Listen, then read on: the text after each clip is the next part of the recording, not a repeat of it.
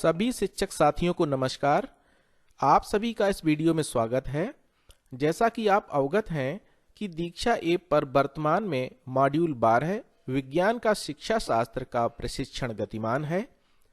इस मॉड्यूल की गतिविधि संख्या 2/4 में दी गई प्रश्नोत्तरी के लिए मैं 2 वीडियोस पहले ही बना चुका हूं।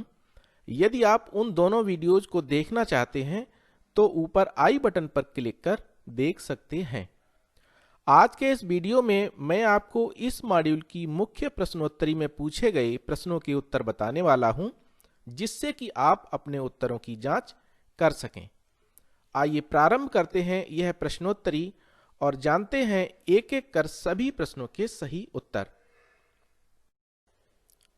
साथियों, यदि यह वीडियो आपके लिए उपयोगी हो तो इसे लाइक कर दीजिए और अपने मित्रों को शेयर कर दीजिए। यदि आपने मेरे चैनल को अभी तक सब्सक्राइब नहीं किया है तो आपसे अनुरोध है कि वीडियो में आगे बढ़ने से पहले इस चैनल को सब्सक्राइब कर लीजिए और बेल आइकन को टैप कर ऑल सिलेक्ट कर लीजिए, जिससे कि मेरे आने वाले वीडियोज़ के नोटिफिकेशन आप तक पहुंचते रहें। आइए प्रारंभ करते हैं आज का वीडियो।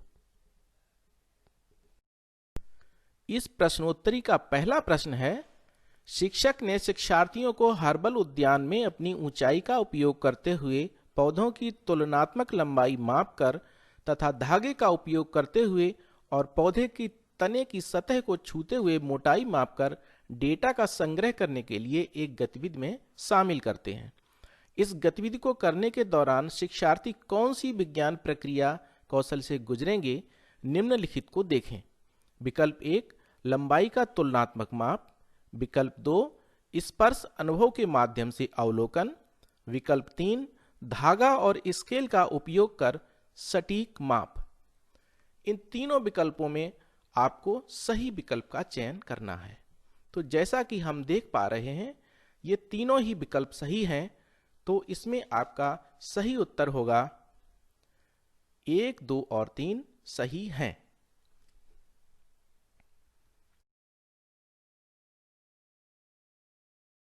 अगला प्रश्न है, शिक्षक ने छात्रों को नोटबुक में अपनी पसंद के पौधों के स्केच बनाने और उसे रंगने, चित्र लेने और कोलाज बनाने के लिए एक गतिविधि में शामिल किया।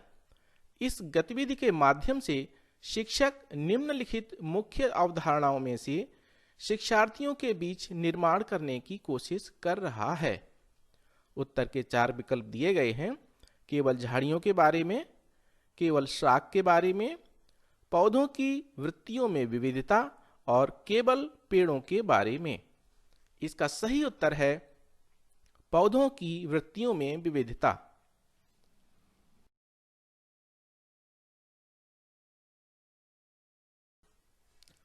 अगला प्रश्न है, विभिन्न पौधों की प्रवृत्तियों के डेटा के संग्रह के लिए कक्षा 6 के छात्रों के साथ एक शिक्षक द्वारा संचालित हर्बल उद्यान में प्रकृति की सैर के दौरान विषय शिक्षक ने निष्कर्ष निकाला कि कुछ शिक्षार्थियों ने गुलाब को पेड़ और सुनहरे सेब को झाड़ी बताया।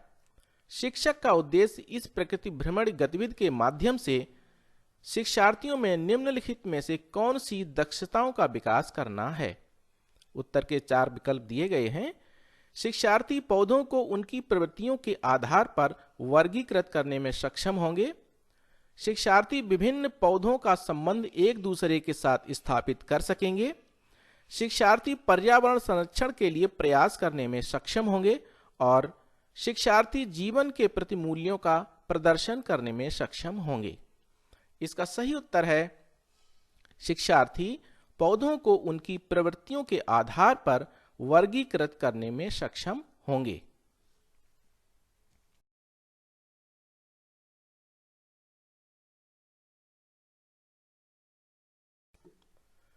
अगला प्रश्न है, आप नीचे दी गई गतिविधि छात्रों के समक्ष प्रदर्शित कर रहे हैं। प्याज को काटकर पानी में मिला दिया। अब यह जल धनात्मक लिटमस परीक्षण दिखाएगा। इसके कारण का अध्ययन करते हैं। उत्तर के 4 विकल्प दिए गए हैं। अम्ल उस विलयन में बनता है जो लाल लिटमस को नीला कर देते हैं। क्षार उस विलयन में बनता है जो लाल लिटमस को नीला कर देते हैं। क्षार उस विलयन में बनता है जो लाल लिटमस को नीला कर देते हैं और अम्ल उस विलयन में बनता है जो नीले लिटमस को लाल कर देते हैं। इसका सही उत्तर है अम्ल उस विलयन में बनता है जो नीले लिटमस को लाल कर देते हैं।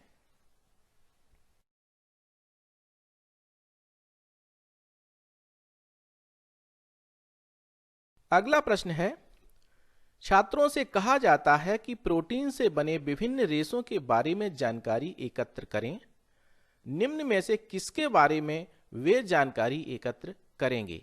उत्तर के 4 विकल्प दिए गए हैं, रेशम, पॉलिस्टर, सूती और रेयॉन। इसका सही उत्तर है रेशम।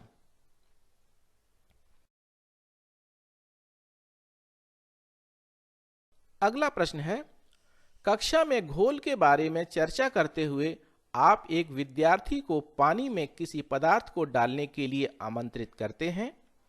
पदार्थ की निश्चित मात्रा को जोड़ने के बाद वह पात्र के नीचे दिखाई देने लगता है। आप छात्रों से कौन से निष्कर्ष की अपेक्षा करते हैं? उत्तर के 4 विकल्प दिए गए हैं, पदार्थ जमने लगेगा, पानी जमने लगेगा, घोल असंतृप्त हो जाएगा और घोल संतृप्त हो जाएगा। इसका सही उत्तर है घोल संतृप्त हो जाएगा।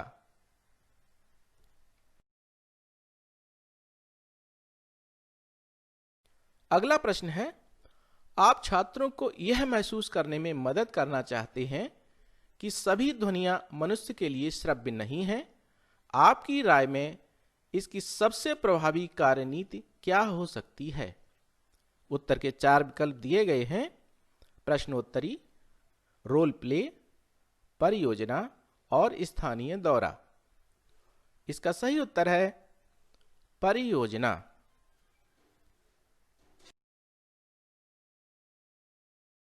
अगला प्रश्न है, ध्वनि उत्पन्न करने के विभिन्न तरीकों का परिचय कराने के लिए पड़ोसी कक्षा के एक शिक्षक अपने विद्यार्थियों को किसी भी तरीके से ध्वनि उत्पन्न करने का अवसर देने की योजना बना रहे हैं, लेकिन आप नहीं चाहते कि आपके छात्र अशांत हों।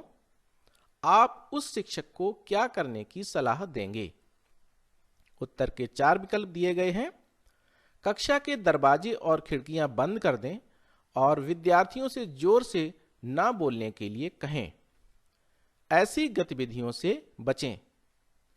विद्यार्थियों को गतिविधि करने के लिए सभी कक्षाओं से दूर खेल के मैदान में ले जाएं और विद्यार्थियों को ऐसी गतिविधियां घर पर करने के लिए कहें।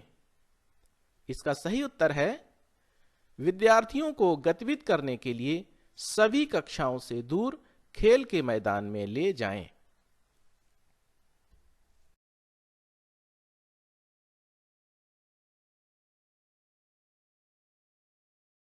अगला प्रश्न है, मीरा आपकी कक्षा में एक दृष्टिबाधित छात्रा है। निम्नलिखित में से कौन सा दृष्टिकोण आप उसका समावेश सभी गतिविधियों में सुनिश्चित करने के लिए अपनाएंगे?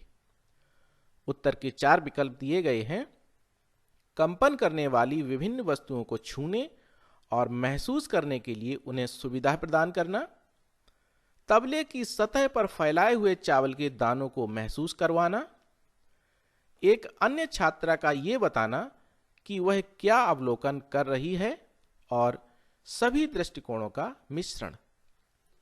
इसका सही उत्तर है सभी दृष्टिकोणों का मिश्रण।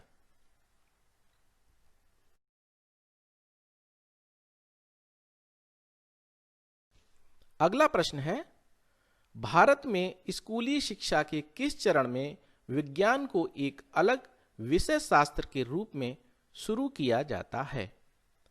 उत्तर के 4 विकल्प दिए गए हैं, उच्च माध्यमिक, प्राथमिक, उच्च प्राथमिक और माध्यमिक। इसका सही उत्तर है उच्च प्राथमिक।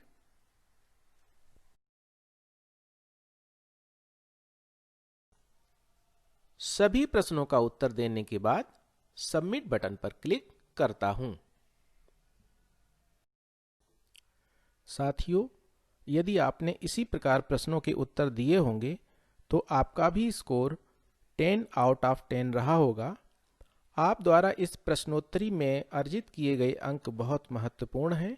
यदि आप अपने अंकों से संतुष्ट नहीं हैं तो आप रीडू या रिप्ले बटन पर क्लिक कर अथवा प्रश्नोत्तरी को ओपन कर सभी प्रश्नों के उत्तर पुनः दे सकते हैं एवं उत्तरों को सबमिट कर अपना स्कोर सुधार सकते हैं। अगले वीडियो तक के लिए आपसे अनुमति चाहता हूं। जय हिंद।